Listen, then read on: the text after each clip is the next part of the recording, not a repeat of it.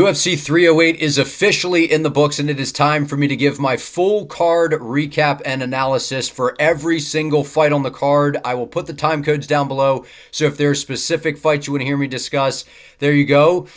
Man, this card was crazy, right? So I only got 2 picks wrong, so I picked what was my best card of all time, so I'm happy about that, but I'm also not happy in the sense that we saw some guys that it's almost impossible to not be a fan of Robert Whittaker. It's almost impossible to not be a fan of Max Holloway, and even though I had to struggle and pick against them, it felt inevitable to me, and we're just seeing a tide, shift. Some of the OGs are kind of starting to fade away, and that new generation that you hear Ilia Topuria talking about, it seems like that is starting to take over. So a lot of incredible moments, some sad moments at the same time. This was one of the best cards of the year, right? And I think when we saw UFC 308 announced, man, we just all knew. We saw the main event, we saw the co-main event, we saw the prelims, and just from top to bottom, we had outstanding fights. And I kept saying, I'm like, this is the second coming of UFC 300, and it might even be better. Now, was it better? I don't know. It was right there with it. This card was absolutely spectacular, and we learned a couple things. One,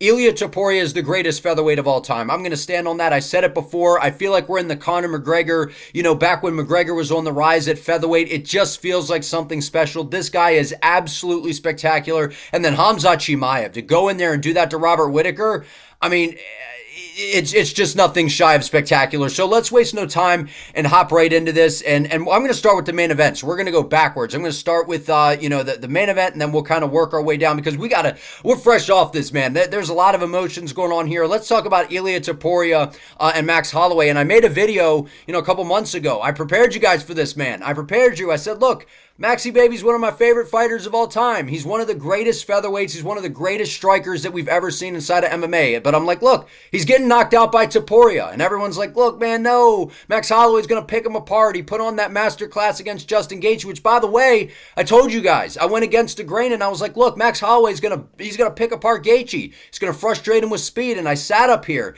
and I said, guys, you can't look at that fight with Holloway and Gaethje too much. One, it was at 55. Gaethje is sloppy. Ilia Topuria, I mean, this dude is unbelievable. His defense, there's no holes, right? I told you, Max Holloway coming into this was going to bank on cardio, his chin, and trying to land that left high kick. And if he couldn't land that left high kick, how are you going to hurt Topuria, right? Holloway landed some very good shots throughout this fight, but the night belongs to Ilia. This guy he's the best featherweight ever. I tweeted something out before that said, basically along those lines.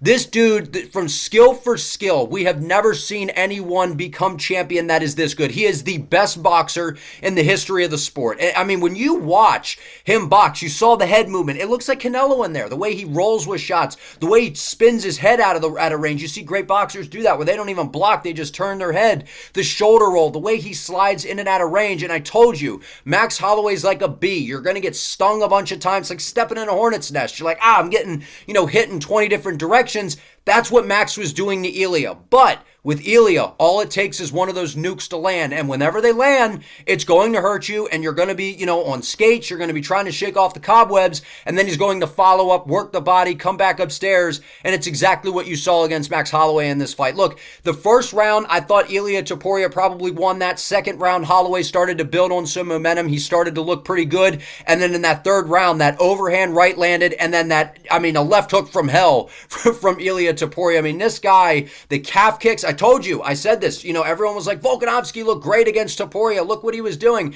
I said, look, that's Topuria's game plan, right? He's fine giving up a round. He was going to invest in the base of Topuria, or he was going to invest in the base of Volkanovski, take away his movement, make him a stationary target. He did just that to Volkanovski and then was able to come out there, hunt him down, and KO him. Is that not what he did to Max Holloway again tonight? He has one of the most underrated calf kicks in the game, right? We got Poatan Pereira, who probably has the best, but when it comes to Topuria, that calf kick is the unsung weapon of every single fight that he's been in so far in these title fights, against Volk, against Holloway. And by the way, he's the only guy that has wins over Volkanovski and Holloway. Two of the, when we argue back and forth, it's like, well, Holloway's the GOAT at featherweight. Oh, it's Volkanovski or it's Aldo. And it's like, well, this dude's beaten Volk and Holloway both by KO. He's the only guy to knock out Holloway. And then he goes in there and knocks out Volkanovski, which prior to the Islam KO, that wasn't a thing that we've seen. So Ilia Topuria, he has the best boxing. He has one of the best calf kicks. outstanding defense. I kept telling you guys, everyone's like, oh, his defense isn't that good. He's got an unbelievable head movement. You saw Max struggling to land shots. Sure, the jab landed. He's long and he's rangy, and Max is kind of, it's hard to pick up on that long guard, and shots were slipping through. Topuria's a stud. He's so good, man. And the thing that you forget about, the grappling. He has unbelievable takedowns, really good, takedown defense. He has outstanding submissions in his back pocket. And I was like, look, he's either KOing Max or he's eventually going to, hurt him really bad and then hop on a submission. Turns out he didn't even need to do that. A round 3 KO. I can't even remember if I predicted the round. I thought I may have said the third round. So those of you that watch my channel, you'll have to, let me know in the comments there. This was an unbelievable performance by Ilia Topuria. And guys, I said coming into this, I'm a massive Max Holloway fan. I'm a massive fan. He's one of my favorite fighters of all time. I hated this fight for him. I hated it. I hated him going to 55, beating the hell out of Gaethje, picking him apart, KOing him, and then coming back down to 45. When we see guys go up in weight and come back down, it just usually doesn't end in a good result. But I will say, Holloway looked fast. He looked fast. He looked sharp.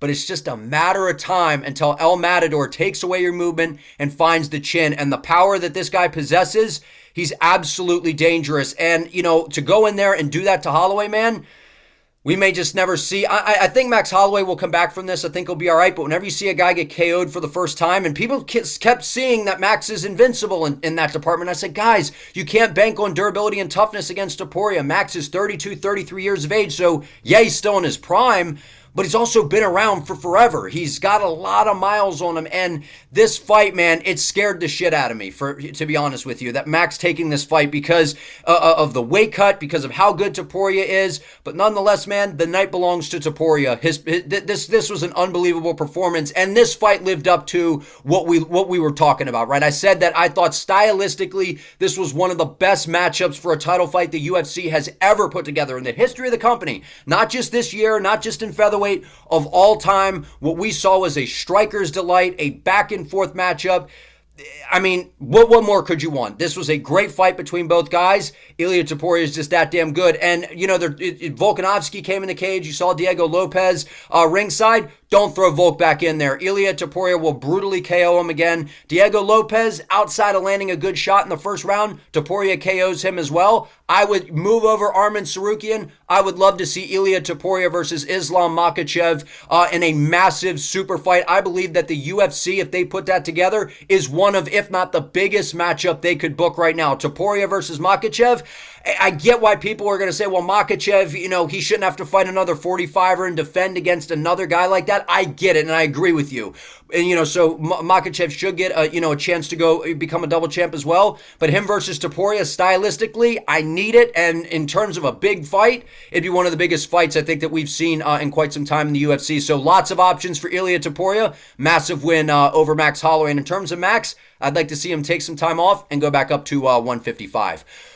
Oh, moving on. That was just the main event, man. Moving on to the co-main event. We got Robert Whittaker and Boers, Khamzat Chimaev. I got this one right, man. I said Khamzat Chimaev, this dude's different, right? I mean, he's one of the best grapplers, if not the best grappler in the history of the sport. And people say you're blowing this out of proportion, Jake. You're being so biased. You're being so this and that. Look, Khamzat, when you study the tape, something's different, right? And it shows you how good Gilbert Burns and Kamaru Usman are, because the way that they were able to survive Khamzat in terms of the grappling, a couple things I said coming into this. I said if Khamzat's going to win this fight, it's going to be by a submission or a KO inside of 2 rounds. Got it done in the first. He absolutely steamrolled Robert Whittaker. And Whittaker, you saw the game plan. He was going to attack the lead leg of Chimaev, make it harder for him to push off and shoot on those takedowns. And he literally, I think he broke Robert's jaw, cracked his tooth. I mean, what kind of grip strength and crank do you have to do that to a guy like Robert Whittaker, who is a stout dude at 185? And if you watched that fight, and that was the very first fight you ever watched in terms of the UFC, and you just sit down and you're like, okay, Whittaker versus this Chimaev guy, you would be like, Robert Whittaker looks like an amateur. You would have no idea that he's one of the greatest 185ers of all time. And when Khamzat Chimaev just ran at him like he had zero respect for, which he obviously very much respects likes Robert Whittaker, but in terms of the fight, he had no respect. He shot a takedown from like a quarter of the, from like halfway across the cage, got a hold of him, got to the back, and Whittaker was doing a very good job defending, but it just seems like it's only a matter of time. And everyone kept saying all week, oh, Khamzat Chimaev, he looks rattled, his aura's gone, he's not the same guy. I said, no. I said, this is a different dude. This is an even more dangerous Khamzat, because this is a guy that's humble. He's graceful. He was humbled by Gilbert Burns. He was humbled by Kamaru Usman. Even though he won those fights, they were wars. They were close. He barely beat Usman. He had a great first round, but the second and third didn't go so well. Said he was injured, against Gilbert Burns, gets into a war. He goes out there in his hardest fight in his career and destroys Robert Whittaker. Absolutely destroys him. And Robert Whittaker was on a 2-fight win streak coming into this. He was gaining some momentum. He's still in the prime of his career.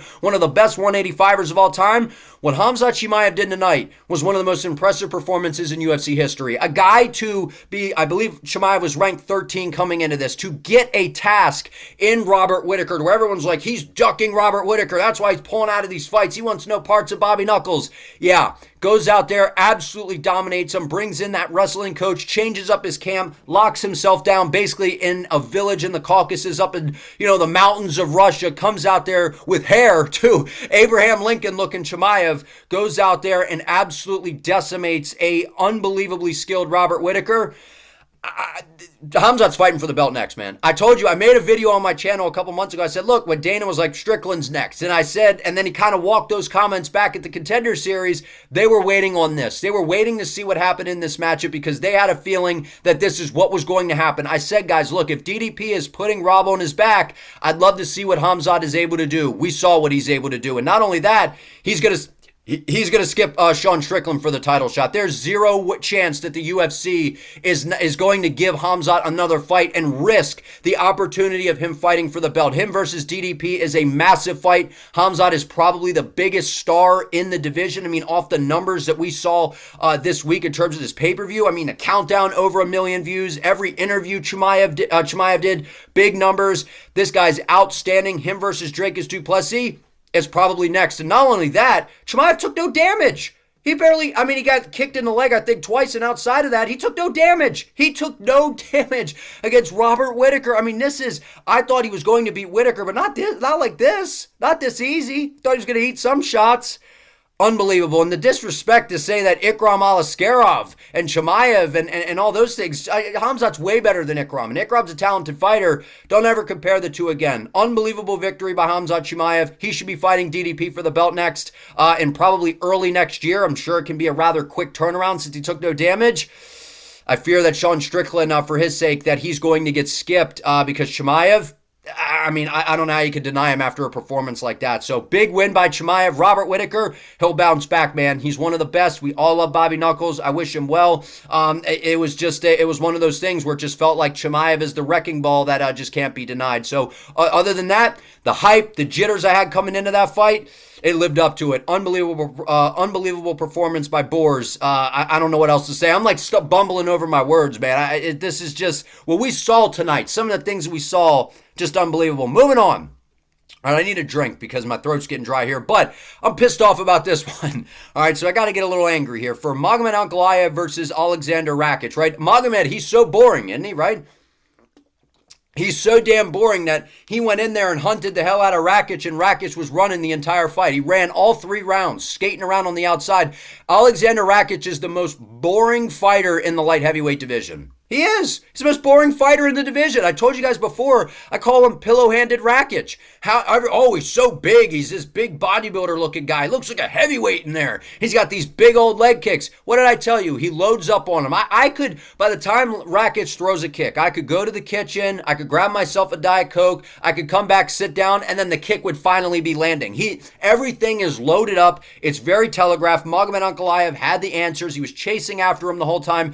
Alexander Rakic ran the entire 15 minutes. And all Magomed could do was try to head him off, try to cut him, close him in. And he landed some really good left hands. Magomed, in my opinion, has the best boxing in the division. I know Poatan is the best overall striker, but in terms of pure boxing, I mean, Ankalaev, the head movement, the timing, the pull counters, the way he slides in and out of range, that piston left hand, the counter right hook. He's got some good kicks of his own. And he doesn't have any leg kick defense. Look how good he was at checking landing kicks. I said that. Look at the Johnny Walker fight. He got in much more of a Muay Thai stance to where he could be lighter on that leg to get out of range. And, in all fair play to Rakic, he had a good game plan. Stick and move, try to blast that, that kick to the body, bring it upstairs, try to, catch him with a head kick, but also try to deaden that left arm to take away the power in that left hand of Ankalaev, which it didn't really work, right? And then the problem with Rakic is if you stuff the space and you take away the kicks, just like Yuri did, well, he doesn't have a lot of power in his hands, so he can't really earn your respect to keep him off of him. And I'm like, he's not going to have a lot of success in the grappling against Ankalaev, who has some of the best, grappling in the division, even though he doesn't use it. Everyone's like, oh, he's so boring. When does he doesn't grapple? He only grappled against Jan Blachowicz because he was getting his leg decimated, and Jan's one of the best strikers in the division, which, by the way, Jan went in there and outstruck Izzy, who everyone says Izzy's one of the best kickboxers of all time, which I do agree with you. And in terms of MMA, Jan outstruck him. And he goes in there and he's beating up the lead leg of Ankalaev. And you just expect Magomed to stand in front of him and get a bunch of CTE and just get his head bashed in when he can't defend himself because he can't stand on his leg? It's his brain on the line, not yours. Of course he's going to resort to the grappling. So he tried to do what he had to do to win. I'm telling you right now, Magomed Ankalaev better be fighting Alex Poatan Pereira early next year. Obviously, wherever Poatan wants. They could do it in Brazil. It should absolutely be on home field advantage for Poatan. He's the champ. He has done tremendous things inside the sport. He's one of the biggest stars. The UFC needs somebody to step up. Poatan always does. So he absolutely deserves that opportunity.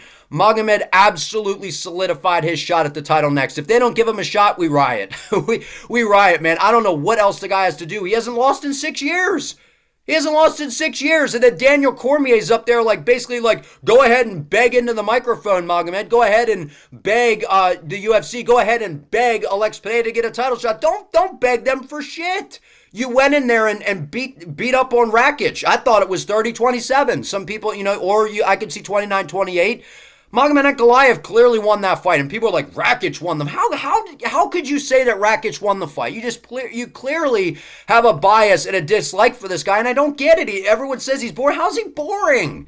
Have you never seen his highlight tape? He's a very entertaining fighter. It's not his problem that Rakic ran the whole time. I don't know what else to say, right? So, that's my frustration here is you got to put your bias to the side. Whatever reason is that you don't like, Ankalaev, the guy is unbelievable. He's one of my favorite fighters. I've been very open about that, so that's why I'm a little defensive. But he's also very skilled. And how dare Daniel Cormier say basically beg for your title shot? No, Daniel. I haven't lost in 6 years outside of a fluke armbar to Paul Craig. I went to a draw with Jan Blachowicz where Jan Blachowicz even said I won, and you're up here telling me that I have to beg for a title. I mean, just disgraceful. We've really never seen a fighter in the UFC treated like this. I don't know why. It's this narrative, this fake narrative, fake news narrative or whatever, that he's boring. The guy is not boring. I'll tell you who's boring, Alexander Rakic. And the fact that he was coming off of a KO loss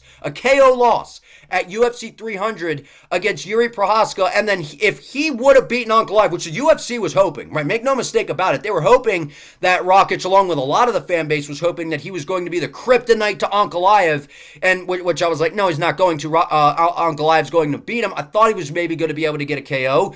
Ankalaev is the greatest threat to Poatan's reign. Now, I'm not saying he beats Poatan, right? I'm not going to go into that. We'll have to do a breakdown at some point there because people are, the Ankalaev fans, which I'm a fan of him, they're a little bit too disrespectful of Poatan. I will say that. You guys are a little bit, disrespectful to Poatan because he is an unbelievable striker, one of the best in UFC history. But if there's a guy that could go in there and over the course of 5 rounds and find the chin of Poatan and put him out, I think it's Ankalaev. He has the boxing, he has the power, and he has the hand speed to be able to get to Poatan. We saw that against Khalil Roundtree, that southpaws can find the chin of Poatan. If you can kind of get inside of the kicking range and turn it into a boxing match, Poatan holds his hands low, his chin is available. I think Magomed Ankalaev, if anyone's going to beat Poatan at 205, I think Ankalaev's able to do it. But guys, stop with the bullshit. Stop with the narratives of this guy's boring and he's not boring. Rakic is boring. Pillowhand Rakic goes in there off of a loss to Yuri Prochazka. And if he beat Magomed Ankalaev, they were going to give him a title shot against Poatan. I don't know what else to say. Very frustrating, but nonetheless, great performance by Ankalaev. His hands look fast. He didn't even need to grapple. All of you out there saying that he's boring and has to grapple and all this and that. He's very good on the feet. He's the second best striker behind Poatan, in my opinion. You got Jan Blachowicz there as well. So, yeah, he's kind of tied for second with Blachowicz. Best boxer, I'll say, in the division. Great performance by Magomed Ankalaev. He better be fighting for the title next, or otherwise I make a full video dedicated to going the fuck off. All right, moving on. Enough of that. We got Lerone Murphy versus Dan Ige. So I'm going to be calling Lerone Murphy Mr. Smooth now, right? If you hear anybody else saying that, they stole the nickname from me there, because I tweeted that out. And Lerone Murphy's Mr. Smooth. That's what I'm calling him. This guy, and it's crazy because I literally looked over. I was watching the fights with some folks, and I said, look, Josh Emmett. I said he should call out Josh Emmett. I'd love to see the fight. And then he calls out Josh Emmett. I love the call out. Great matchup.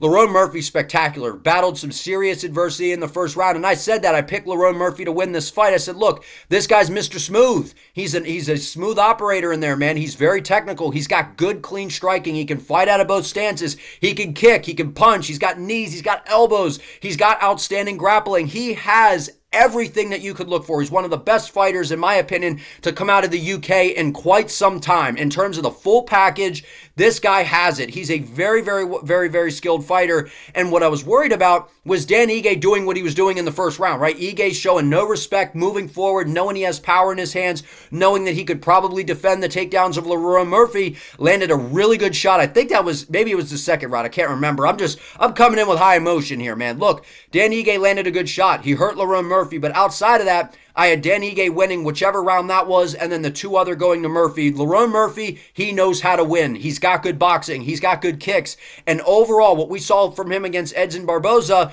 this guy can stay calm in the, no matter what happens. And what we've seen from Lerone, he will take the fight to where he needs to go to win. Whether he's going to be able to KO you or not, he will find the path of least resistance to get the job done. He goes in there and gets a win over Dan Ige, which, by the way, Dan Ige was getting kind of disrespected this week. I said, look, I'm picking Lerone, but I could see a scenario where Dan KOs him, and he almost did. Ige almost did. So, Dan Ige's a guy, great coach behind him in Eric Nixick over there at Extreme Couture. He's, a low center of gravity guy. He's got really good power, good hand speed, good grappling overall. And we saw Ige have some really good moments. So, Dan Ige, he'll be back. They kind of did him a little dirty, right? This was a great matchup, opportunity for Ige, right? Fighting up in the rankings, but coming off of that short notice, 2 hour step in or whatever it was to, off the massage table to come down 2 hours later to the arena on International Fight Week to fight one of the nastiest contenders we've seen in the division in quite some time, in Diego Lopez. I thought maybe they'd give him some sort of layup, right? Some sort of,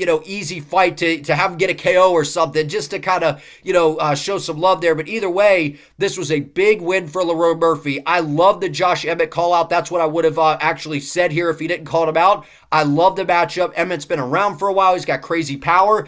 And Josh Emmett seems to be one of those guys where we're not sure on someone. We want to know how good they are. You give him Josh Emmett and we get to find out. So Emmett has crazy power. And if Lerone Murphy can go out and beat him, you're looking at a title eliminator bout next up for Lerone Murphy. But incredible performance by Lerone. Faced some real adversity. Probably the most adversity we've seen him face thus far.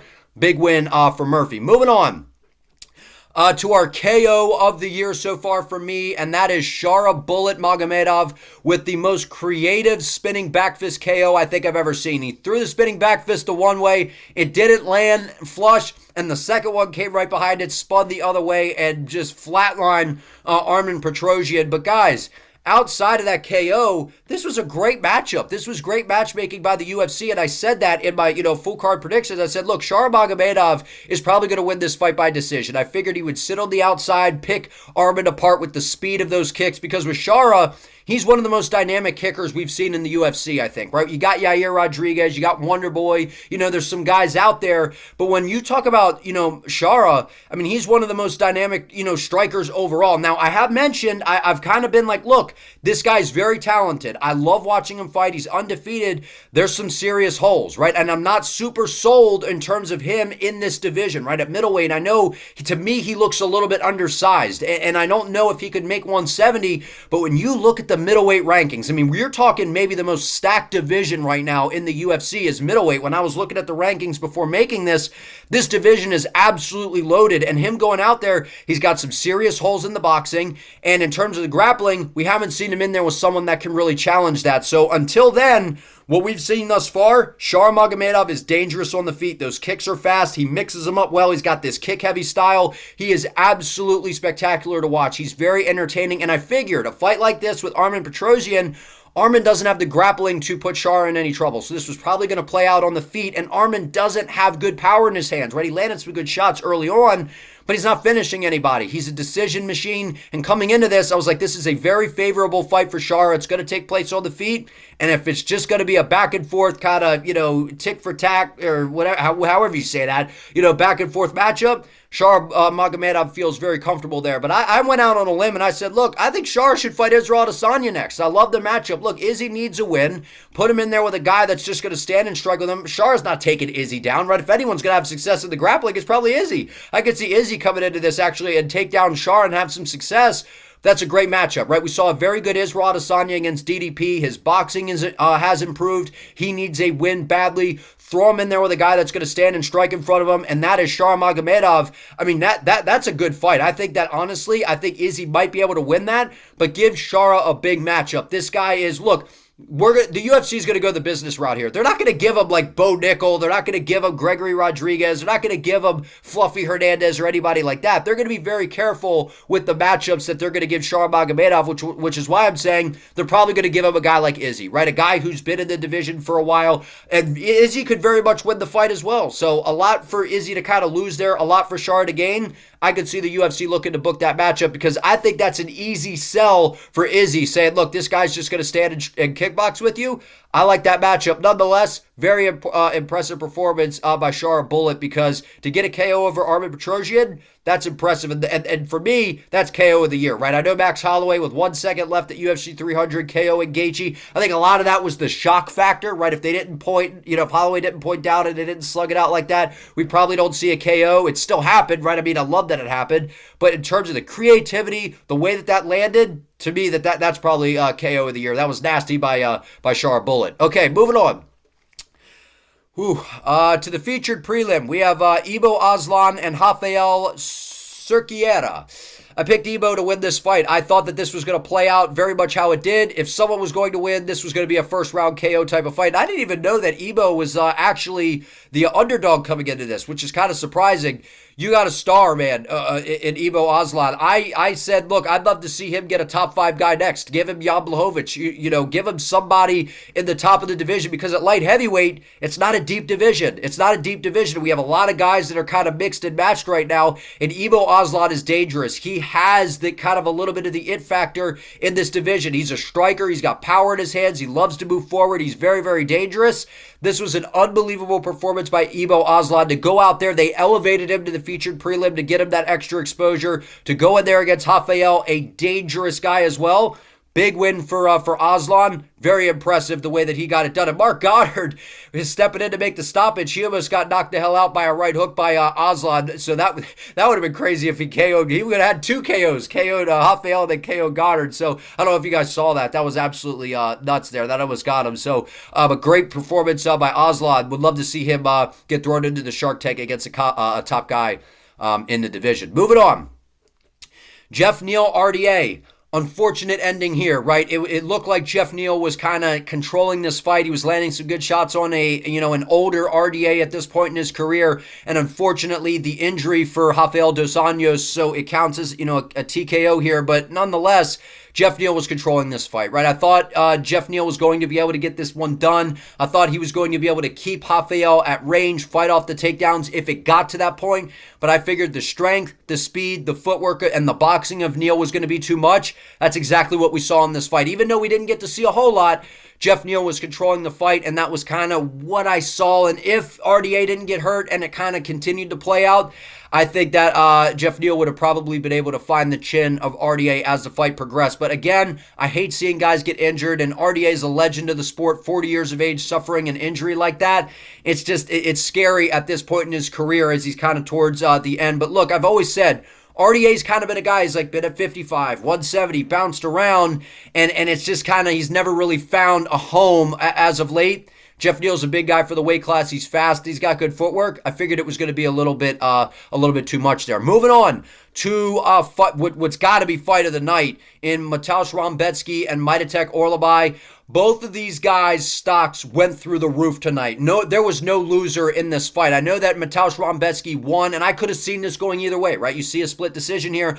I thought Orolbai was going to get this one done. I thought that he was going to have to weather some storms. I thought Rebecki was going to land some very powerful shots and hurt him. And I mean, he almost had Orolbai out of there. And the Ice Age brother, that is Orolbai, man. This guy is an interesting dude. He is dangerous. He's got good striking. He's got good grappling. The toughness of this guy is next level. The way that he was able to bounce back and fight his way back into this. I thought this was a very close fight. I agree with a split decision. I could have seen it going either way. This was a bloody mess. This was an unbelievable back and forth. For me, that's fight of the night and one of the best fights of the year. It's not going to get fight of the year, though, because we had Zellhuber versus Esteban Ribovic on 306. This was an unbelievable fight. Great back and forth. And look, Mateusz, Poland, you got a star on the rise in Rebecki here, because there's not many guys in the division that have the power that he has. And look, yes, his gas tank is a little suspect, right? He gets tired as the fight plays out, but in terms of the power, not many guys are going to be able to go shot for shot with him in the division. I look forward to seeing Mateusz every time he fights, considering the power that he has. Great performance by both guys, though. Like I said, nobody lost that fight. Moving on. To the middleweight division, we have Abus Magomedov and Bruno Ferreira. This one went pretty much how I expected, although I thought Bruno was going to get the job done. Bruno was landing some really good shots. He had Abus hurt, which is kind of what I expected, but the ability of Abus to battle and weather the storm caught me by surprise. I didn't think that Magomedov had it in him. We saw him get melted by Sean Strickland in his debut, and I understand Sean Strickland is a very high-level fighter in the division. Bruno Ferreira is probably not on the level of Sean Strickland in terms of just overall, skill set. But look, to go out there and do what, Abus did, spectacular. He faced some adversity. He got hurt badly by Bruno. I thought Bruno was going to be able to get him out of there, look for a submission. Abus was able to, fend it off, defend, and able to take Bruno down and submit him. I mean, this was a huge win for Abus, a much-needed victory in the middleweight division, for a stacked middleweight division for Abus Magomedov. Big win. Way to get it done. Moving on. Kennedy Nzechukwu versus Chris Barnett. This fight went pretty much how I anticipated it to go. I thought Kennedy, coming up from light heavyweight, you were going to see a significant speed advantage on the side of Nzechukwu, and that's what you saw. Look, Chris Barnett looked a little bit compromised coming into this. He was jumping during the intro. Like, stop jumping during the intro, man. You guys, fighters keep jumping, and, Ortega almost, rolled his ankle out in that, and we saw a pre-fight injury with, getting introduced by Bruce Buffer, so that's never good when that happens. And also, Barnett coming off of the injury, maybe coming back a little too soon, but I want to take nothing away from Nzechukwu in this, because he's going to be a problem in this division. He's going to be a problem. The way he was moving in and out of range, he looks fast at heavyweight, which is crazy because Kennedy was kind of slow at light heavyweight. I think we could all kind of agree there. He was very plotty at light heavyweight, but coming up to heavyweight here, he's got a speed advantage. You saw him throwing those front kicks up the middle. He was picking his shots. He was being very patient, and he was being active, right? The fact that we're talking about an active Nzechukwu in terms of the striking, that's been one of my drawbacks on picking Nzechukwu at times, has been his lack of volume, his lack of activity. There was no issue with that in this fight. Barnett was going to have to land some sort of wild, fun spinning wheel kick on the chin, which one of them almost did land. But outside of that, Kennedy was just probably going to pick him apart. This is exactly how I saw it playing out. But again, it sucks seeing Chris Barnett lose because he's one of the fun personalities in the heavyweight division. I always like watching the guy fight. But nonetheless, man, great performance by Kennedy. Moving on. Farid Basharat versus Victor Hugo. I said no matter who wins this fight, even if Victor Hugo wins, Victor loses. You don't get to miss weight by an entire weight class, and then they have to move it from bantamweight to featherweight after Basharat made the 135-pound limit for it to be a bantamweight fight. And Victor Hugo comes in disrespectful, a whole weight class ahead. I mean, so props to Basharat for taking the fight. Hugo pulled a Gastelum here, which is just incredibly unprofessional. And the UFC's probably going to have a conversation with him saying, look, if you miss weight like that again, or if you miss weight at all, you got to move up a division. So Victor Hugo, dangerous fighter. Good leg kicks, good submissions, good striking, very ferocious on the feet. But I thought that Farid was going to be able to weather some storms. I thought he was going to pick his shots, fight very clean, move around on the outside, mix in the grappling. And we saw Hugo put him in some danger because he's got good submissions from the bottom. But I figured Farid has very good grappling. He would stay safe enough. Great performance by Basharat. He stays undefeated, faces the adversity of a guy coming in missing that much weight. Just great performance by Farid Basharat. He's looking like a problem in the division. So great performance. Moving on. Ismail Nurdaev versus Bruno Silva.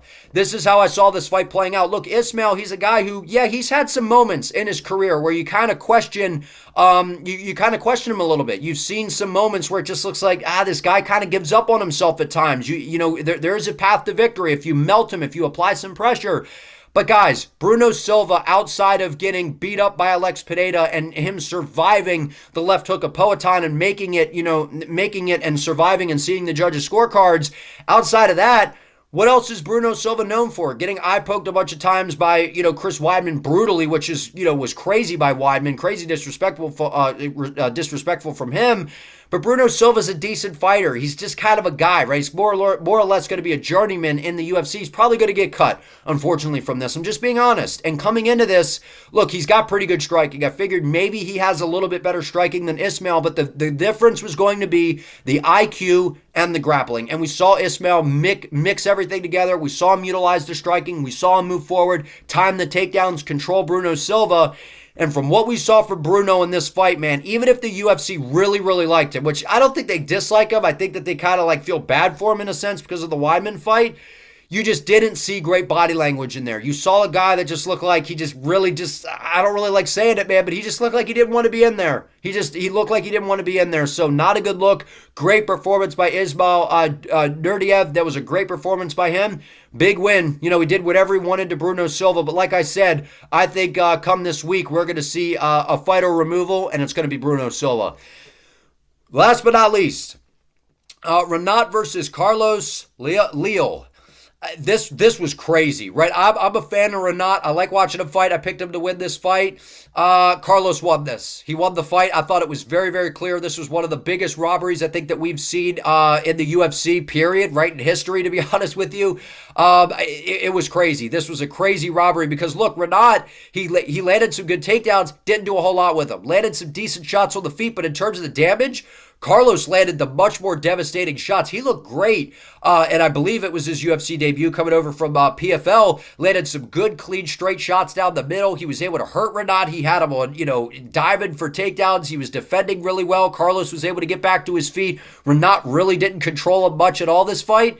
This was definitely a surprising decision that it went to Renat because I feel like whether you could be Renat's dad or something, I feel like you'd be like, hey, son, you lost that fight. There's no way that he won that fight. I'm sorry. You could be his biggest fan. He didn't win the fight. And I even said I picked him and I'm like, he lost the fight. He did. So, again, probably helped some people with some parlays and making some money tonight. But nonetheless, great performance by Carlos. His stock does not drop. If anything, it rises. But again, even though it counts as a win, that was a nice win for Renat because he's got a nice streak going here. But nonetheless, this was an unbelievable card from top to bottom. Lived up to the hype. Probably I'm going to say it. I think it was my favorite card of the year. It was my best pick card of the year. I think what was there? 13 fights. I think I went 11-2 tonight. So fun night overall. I really enjoyed this card, but I want to hear from you all down in the comments. Like this video. Let me know what you guys thought of UFC 308. Subscribe to the channel. Turn on the notification bell so you do not miss an upload. I appreciate you all. See you next time.